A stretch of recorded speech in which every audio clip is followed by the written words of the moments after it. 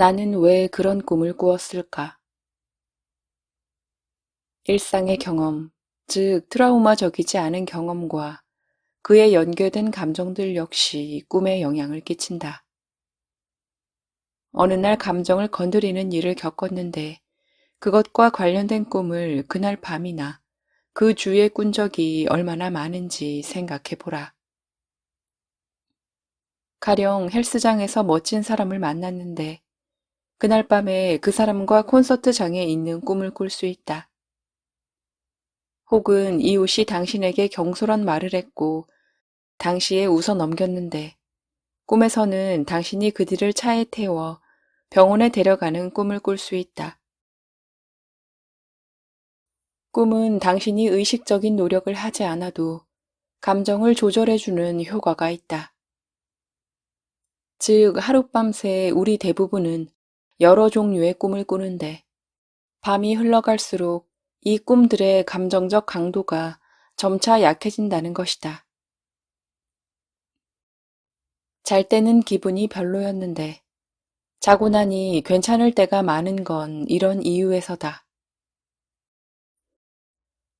꿈은 밤 동안 우리가 감정을 소화할 수 있게 도와주어 그 강도를 낮추고 감정을 기억으로 바꿔준다. 다행인 것은 매일 밤 이 일이 일어난다는 것이다. 다음날 우리가 꿈을 기억하지 못해도 말이다. 궁극적으로 꿈은 우리 모두를 더 나은 존재의 상태로 인도한다. 그러니 현재 당신의 상태가 좋든 좋지 않든 당신은 꿈이 감정 조절에 도움이 된다는 사실을 결국 알게 될 것이다. 당신은 그저 밤에 어떻게 하면 잘 잘 것이냐만 신경 쓰면 된다. 나머지는 꿈이 알아서 해줄 것이다.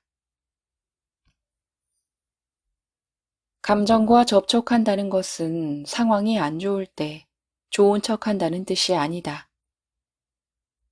기분이 좋다는 것은 때로 외부의 자극과 그에 대한 자신의 반응 사이에 있는 공간을 더 늘릴 수 있다는 뜻이다. 많은 경우 더 나은 존재의 상태란 좌절스러운 상황에서조차 자신에게 좋은 상태를 선택할 힘이 있음을 그저 알아차리는 것이다. 다시는 처하고 싶지 않은 상황에 또 빠져버리고 말았다는 이유로 죄책감에 시달리고 자기 비판적인 말을 곱씹는 대신 스스로를 자비롭게 대하겠다고 선택하는 것이다. 세상에 도움이 되지 않는 감정은 없다. 감정적으로 강하다는 말은 감정에 고착되지 않고 그 순간 일어나는 감정을 통과해 지나갈 수 있다는 뜻이다. 화는 경계를 침범당했을 때 행동할 수 있게 해주는 강력한 계기가 되어주는 동시에 나를 보호해준다. 애도는 마음 깊이 경험한 사랑을 기리는 것이다. 슬픔은 방향을 바꾸는데 결정적인 역할을 한다. 분노는 나를 제약하는 구조를 부숴버리라는 신호다. 이 모든 감정들은 우리를 더 나은 존재의 상태로 인도한다. 감정은 최종 목적지가 아니다. 삶이라는 경험의 유동적 표지다. 감정 작업을 하면 자연스럽게 기분이 좋아진다. 머릿속으로 기분이 좋다고 스스로를 설득할 필요가 없다. 재미, 사랑, 기쁨을 느끼는 그 순간에는 나는 기쁘다 하면서 계속해서 화가 날 필요가 없다. 그 순간 느낄 수 있는 최대치의 기쁨을 그저 느낄 뿐이다. 하지만 우리가 어둠에 빠진 상태라면 그때는 스스로에게 나는 기쁨을 안다 라면서 다른 선택이 있음을 상기시키는 게 도움이 된다. 지금의 느낌이 당신을 통과해 지나가게끔 거듭 선택하여 더 나은 상태 따위 절대 못 느낄 것 같은 순간에서조차 결국 좋은 상태 쪽으로 자신을 맞추는 것이다. 감정적 허들을 어떻게 극복해야 하는지 감이 잘 안 온다면 꿈 배양 기법을 활용해 명료함을 얻을 수 있다. 사실 꿈 배양은 당신이 경험하는 모든 문제 해결을 위해 사용할 수 있다. 꿈을 꾸면 에고가 무저항 상태에 들어가기 때문에 통찰을 얻기가 훨씬 쉬워진다. 나는 사람들이 꿈 배양을 통해 반복적인 행동 패턴, 자기 방해, 두려움, 트리거가 되는 가족 관계 등등에 대해 대단히 분명한 통찰을 얻는 것을 수없이 많이 목격했다. 이때 얻는 깨달음이 무척 크기 때문에 꿈에서 깬 후 해당 문제를 해결하는 게 훨씬 쉬워지고 결국 기쁨과 더 나은 존재의 상태로 한 걸음 더 나아갈 수 있다. 간단하게 말하자면 꿈 배양은 꾸고 싶은 꿈을 자기 전에 심상화하는 방법이다. 잠들기 전에 꿈을 준비하는 게 핵심이다.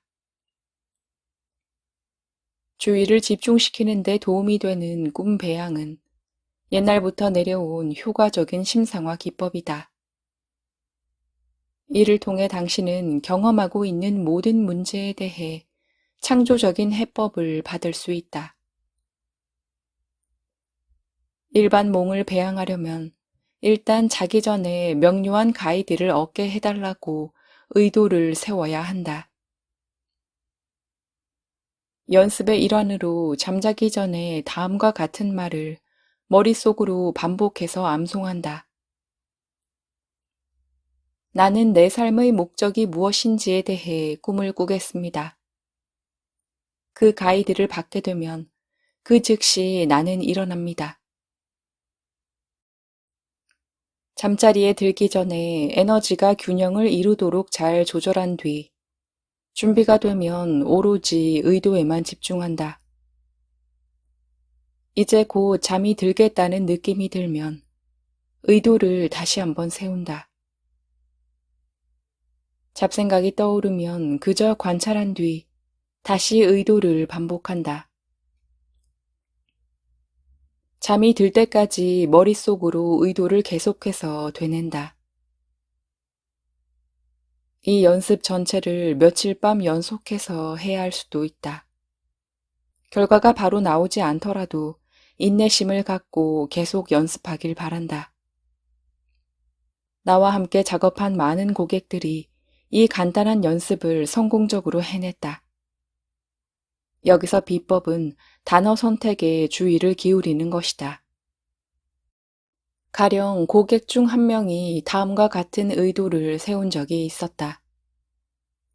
꿈에서 나는 나만의 음악을 찾습니다.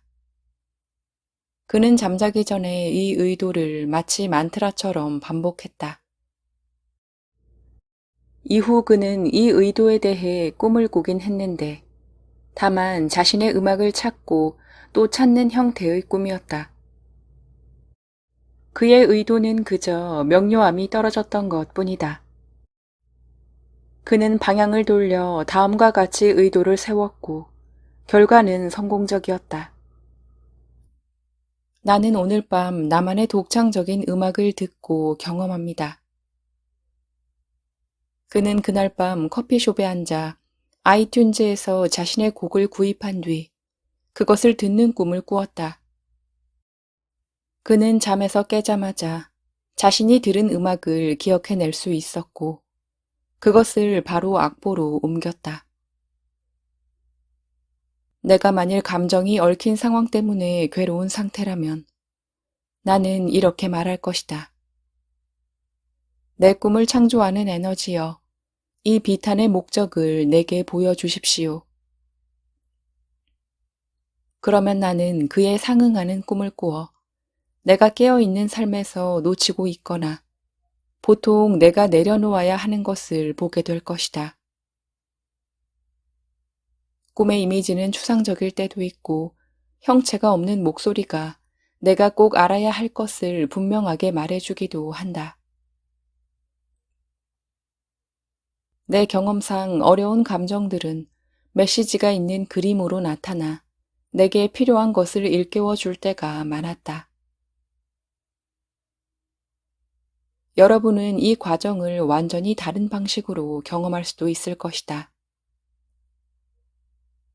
당신의 꿈 배양 과정을 전적으로 신뢰하라.